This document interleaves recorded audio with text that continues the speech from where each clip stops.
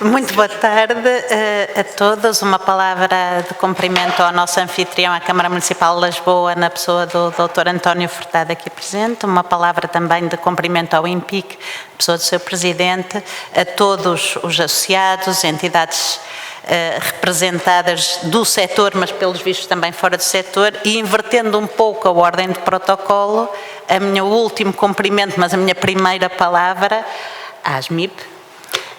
Queria dar uma palavra de profundo reconhecimento aos órgãos cessantes. Não é um reconhecimento protocolar, é de trabalho, ou seja, é um reconhecimento do trabalho que nós fizemos nos 2 anos em que ocupei o cargo de Secretária de Estado da Habitação com os órgãos cessantes da ASMIP, que tiveram sempre, não só tiveram a iniciativa de se vir apresentar logo no início da Secretaria de Estado e de dar a conhecer os seus projetos, a sua forma de trabalhar, os seus interesses, a sua disponibilidade, como até ao dia de hoje estiveram sempre disponíveis, cooperantes, construtivos, nunca recusaram um pedido de apoio nosso, responderam sempre a tudo com a maior diligência possível. Por isso, esta palavra de reconhecimento aos órgãos cessantes é tudo menos uma palavra de agradecimento protocolar. E tenho aqui 2 pessoas do meu gabinete que muito podem apoiar neste agradecimento, trabalharam com esta associação muito proximamente, e queria dizer muito obrigada. E queria dar os parabéns aos novos órgãos sociais, que tendo o mesmo presidente de parte, pelo que eu entendi, são novos, não é? São novos, são quase os mesmos, mas há algumas mudanças. Dizer que espero o mesmo, se me for permitido dizer, espero poder continuar a trabalhar convosco da maneira pouco formal, muito próxima, muito cooperante que fizemos até aqui. O trabalho convosco é-nos essencial, absolutamente essencial. O trabalho com todo o setor da mediação para nós é fundamental. Há uma série de programas nossos que nunca chegarão ao terreno sem vós. Por isso só posso, os melhores auspícios que eu poderia ter, acreditar que, desse ponto de vista, da disponibilidade de trabalho em conjunto, da atitude, da proatividade, nada mudará. Sem prejuízo de virmos a ter muitas ideias juntos novas, muitos projetos novos a poder levar para a frente. Queria também agradecer de novo, porque eu fico sempre um bocadinho embaraçada, eu nunca deixarei de vir a um evento vosso, assim o possa. Mas sinto-me sempre quase um penetre, não é? Porque eu nem sequer tutelo o setor, ou seja, sinto-me a feliz contemplada com um convite honorário, dizer que virei sempre, não só por amor, mas muito por interesse. Com toda a honestidade também que caracteriza a relação que temos com a vossa associação. Eu tenho mesmo muito interesse em vir. E tenho muito interesse em falar, por isso quando propuseram ontem 15 minutos para palavrinhas eu disse logo sim, aceitem, porque felizmente eu consigo trazer algumas novidades, Dr. Francisco Bacelar, e são novidades que não é tanto pela ter mais alguma coisa para dizer, não, são novidades que nos interessa, que vocês saibam para nos ajudarem a que elas cheguem ao terreno e sejam implementadas. Da última vez que estivemos juntos, tínhamos acabado de aprovar a Portaria 65 de 2019, está a ver, Dr. António Furtado, como o meu jurídico, trocando por miúdos, a portaria que regula a habitação a custos controlados e que dá o acesso a 6% de IVA no investimento para construção ou reabilitação, seja para venda, seja para arrendamento a custos acessíveis, e tínhamos acabado de regulamentar o programa de arrendamento acessível. Hoje, ou seja, nos últimos 15 dias, 2 outros projetos que nós tínhamos viram a luz do dia, já estavam em projeto, ou seja, é fruto de um trabalho longo, mas a semana passada, não sei se perceberam, podem não ter estado atentos, mas a semana passada foi lançado o primeiro pacote de seguros pela tranquilidade no âmbito do programa de arrendamento acessível. Eu penso que para vocês que trabalham no setor e que sabem as condições que eram dadas e os valores que eram praticados num seguro de incumprimento no pagamento de rendas, que rondavam entre os 5% e 6% do valor da renda e normalmente só eram pagos depois de transitado em julgado, o pacote que saiu, o valor que pede é 1,3% do valor de renda e, tal como está regulamentado no programa, tem de começar a pagar no momento da entrada do processo no Balcão Nacional de Arrendamento. Ou seja, como podem facilmente perceber, vocês que são do setor, isto é um argumento fortíssimo, para além do que já existia, ou seja, a isenção de tributação, é o único programa que eu conheço em Portugal que dê isenção de tributação sobre os rendimentos para quem arrendar no âmbito do Programa de Arrendamento Acessível. Nós temos agora um instrumento de redução do risco muito poderoso e a custos de facto muito acessíveis, porque com melhores condições descemos de 6%, 6% para 1,3%, com o primeiro que saiu. Nós teríamos muito, se os próximos saírem tão bons ou melhores, porque isto agora é a concorrência que irá ditar a evolução. Mas veem que são argumentos bons, importantes, que é do nosso interesse que vocês possam tomar todo o conhecimento, e estamos sempre e cada vez mais disponíveis para cooperar em ações de formação, em sessões de esclarecimento, tudo o que vocês nos... pelos vistos, o Dr. Pedro estão à espera da data para marcar a sessão de esclarecimento, para podermos dar-vos os detalhes, porque se vocês tiverem esse conhecimento pleno, podem prestar um melhor serviço aos vossos clientes, apresentar melhoras a várias alternativas, para que cada pessoa possa escolher melhor ou a solução que mais se adequa. Para além disso, no âmbito deste programa, queria também dizer que no dia 4 de fevereiro vamos assinar um protocolo com as plataformas eletrónicas de anúncio com as quais vocês também trabalham, não é? Que inclui tanto os CRMs, palavra que eu aprendi há pouco tempo, com os quais trabalham os mediadores, como as plataformas até de anúncio mais direto, passam a ter a facilidade de busca e de simulação no Programa de Arrendamento Acessível, articulando com a plataforma e com o simulador do IRU, para que seja muito fácil, tanto para vocês como para quem procura casa, poder ver o que está disponível já no âmbito deste programa. Este protocolo será assinado agora em 4 de fevereiro. Estamos também a trabalhar afincadamente numa questão que já foi falada aqui, que é no reforço da formação e dos materiais informativos, para poder ajudar a chegar a vós a informação mais detalhada e o mais aprofundada possível sobre os programas que estão em vigor, um guia fiscal. Estamos a trabalhar numa série de medidas que achamos que até meados deste ano estejam todas já implementadas. Mas queria-vos falar um bocadinho mais detalhadamente, não muito, prometo, não vos atraso o Porto de Honra, num instrumento que acaba de ser publicado, que é difícil porque é muito diferente de se perceber pela leitura até do diploma o que é que aquilo é. As notícias nos jornais não têm ajudado muito, porque têm dito que é um arrendamento vitalício quando não se trata de arrendamento, que é o direito real de habitação duradoura. Isto não é de facto arrendamento, nem sequer pretende competir com o arrendamento. Pretende ser uma alternativa à compra de casa essencialmente, mas é quase um híbrido que fica um pouco a meio caminho e que tenta ser um instrumento que visa dar resposta a mudanças que nós temos na sociedade e que tornam o regime de ocupação das casas mais tradicional em Portugal, que é a casa própria, um bocadinho desajustado face à nova dinâmica da própria sociedade. Nós temos duas questões na sociedade, dois que nos preocupavam bastante e que tinham difícil resposta. Por um lado, a situação das pessoas idosas que estão neste momento com dificuldade em conseguir arrendar casa, e não estou a falar só de questões de preço, estou a falar até de alguma discriminação etária que começa, ou algum receio face à idade que existe e começa a surgir no mercado de arrendamento, mas que também depois não conseguem comprar, não é? Porque não têm, as instituições bancárias também têm mais dificuldade em dar crédito de habitação a pessoas com 60, 65, 70 anos.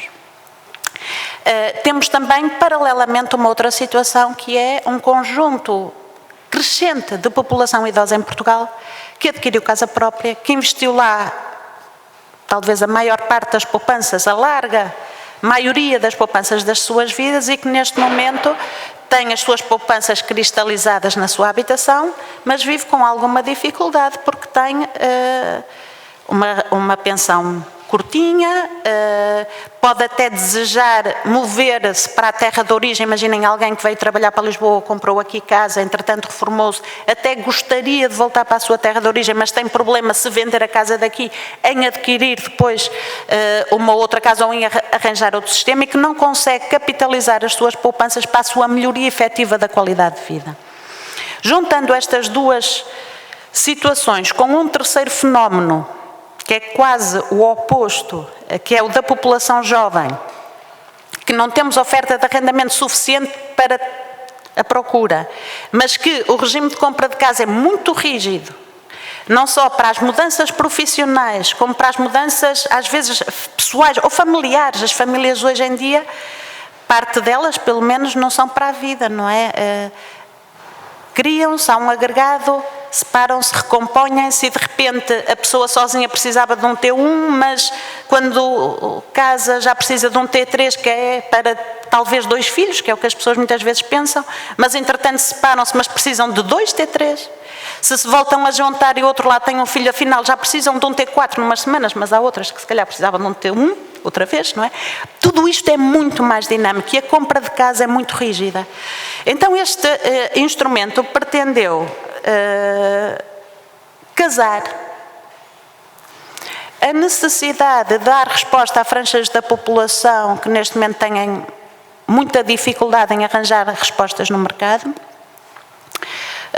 com a necessidade de estabilidade por um lado, mas de mobilidade por outro. Ou seja, eu não posso também organizar a minha vida com um contrato de arrendamento de 1 ano e mudar, e ter sempre o fantasma de ter de mudar os filhos de escola todos os anos, mas também comprar casa. Reparem que a maior causa de incumprimento nas hipotecas é o divórcio, não é? Comprar casa para esta sociedade já não é para todos, e não estamos a prever que isto seja pontual. Ou seja, todos os indicadores que vamos tendo nos dizem que a sociedade vai cada vez evoluir nos próximos tempos para um maior dinamismo, para uma vida mais plural, mais diversa, mais dinâmica. O direito real de habitação duradoura tentou casar isto e dar uma terceira via, se quiser, uma alternativa à compra de casa e ao arrendamento. Ou seja, o arrendatário, que neste caso, como não é um regime de arrendamento, tem o nome de morador, tem de comprar este direito como quem compra uma casa, só que o valor é bastante mais baixo. Ou seja, tem de dar uma caução inicial, que é entre 10% e 20% do valor do imóvel de mercado, com base nos valores que saem do INE, e depois tem de pagar uma prestação mensal acordada com o proprietário. Esta caução inicial... e o contrato é vitalício. Se não houver incumprimento, não pode ser... o proprietário está a vender o usufruto da sua casa como se fosse do morador durante o período da sua vida. Se o morador cumprir, não há forma de denúncia do contrato pelo proprietário. Mas o que é que o proprietário ganha? O proprietário ganha a cabeça, e obviamente que se tiver um portfólio de imóveis, e vocês trabalham com investimento, não só percebem que, havendo um portfólio de imóveis, isto pode representar uma vantagem financeira significativa, ganha à cabeça 20% do valor de mercado do imóvel, que pode colocar a rentabilizar, ou pode usar para reinvestir, ou pode sentar-se em cima dele, debaixo do colchão, não é? Ou seja, do qual pode dispor. O morador, se quiser sair nos 10 primeiros anos, leva esse dinheiro de volta. Ou seja, se em algum momento, nos 10 primeiros anos, um morador quiser sair, pagou as prestações mensais que acordou livremente com o proprietário e a caução sem juros é-lhe devolvida. E ele pode reinvestir esse dinheiro noutro direito real, noutra cidade, onde entender, ou então dar uma entrada para uma casa. Reparem que o que é pedido de caução inicial é mais ou menos o mesmo que a entrada na compra e venda. O dinheiro próprio que as pessoas podem ter, mas neste caso nós conseguimos que a banca nos ajudasse a criar uma forma de poder haver empréstimo até a esta caução. Adicionalmente, a partir do ano 10, 5% desse dinheiro é do proprietário. No ano 30, todo o valor ficou da parte do proprietário. Ou seja, o preço a pagar tem a ver com a duração do contrato também. Para o morador, dá-lhe completa estabilidade, mas ele pode mover-se, levando o dinheiro consigo, o dinheiro do investimento inicial. É um regime no qual os idosos até não têm razões para serem preteridos, porque sendo vitalício, até podem ser desejáveis. E é um regime que permite, por exemplo, a uma pessoa idosa com casa própria vender a sua casa, constituir um DHD, ficar com a mesma estabilidade de habitação e conseguir ir recuperar, tornar líquidas parte das suas poupanças e ou complementar a sua reforma, ou, sei lá, hoje aos 65 anos ou 66, quando alguém se reforma, até pode querer abrir uma atividade, ajudar os filhos, o que bem, ou ir fazer um cruzeiro, não é? O que bem entender, mas permite-lhes tornar líquida sem pôr em causa a estabilidade na habitação. Mas do ponto de vista dos proprietários, o que isto lhes dá é muito menos custos que um arrendamento. Para começar, nunca perdem a propriedade, ela nunca é perdida, é sempre deles. Não têm um conjunto de custos que há com o arrendamento, como obras de conservação, tudo o que tem a ver com o uso, a conservação normal, etc., taxas municipais, o IMI, todas estas coisas é cargo do morador, não é cargo do proprietário.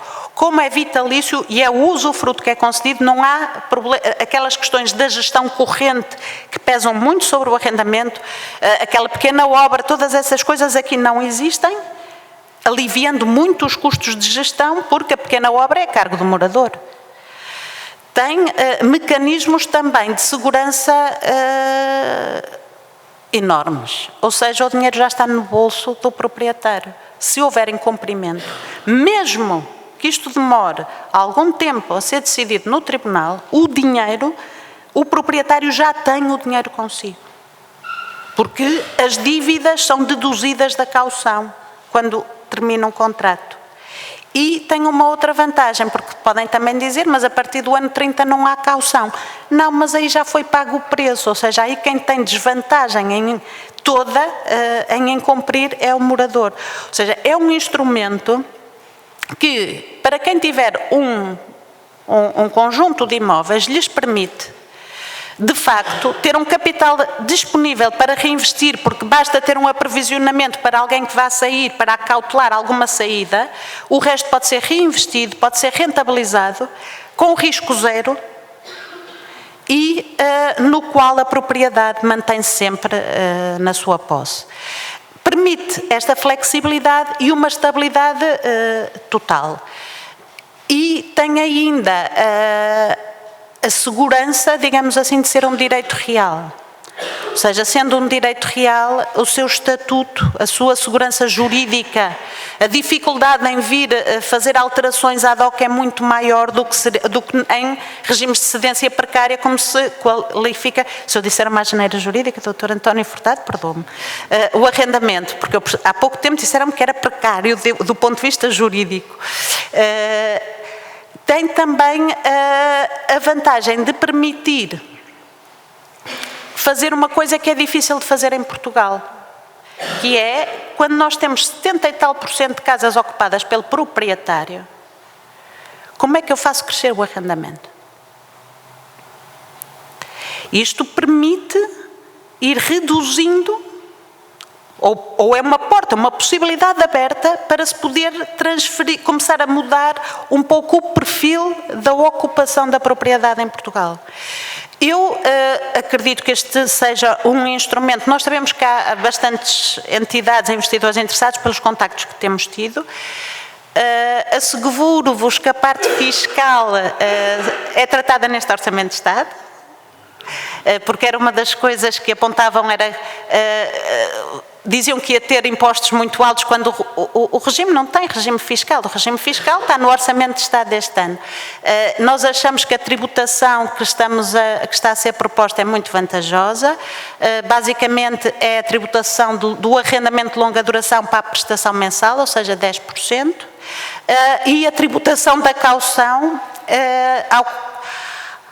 ao contrário do que acontece no arrendamento, porque isto não é arrendamento, é um outro direito real, é feita só quando ela é de facto apropriada pelo proprietário, ou seja, é tributada 5% no ano 11, mais 5% no ano 12 e assim sucessivamente. Não é tributada toda à cabeça como...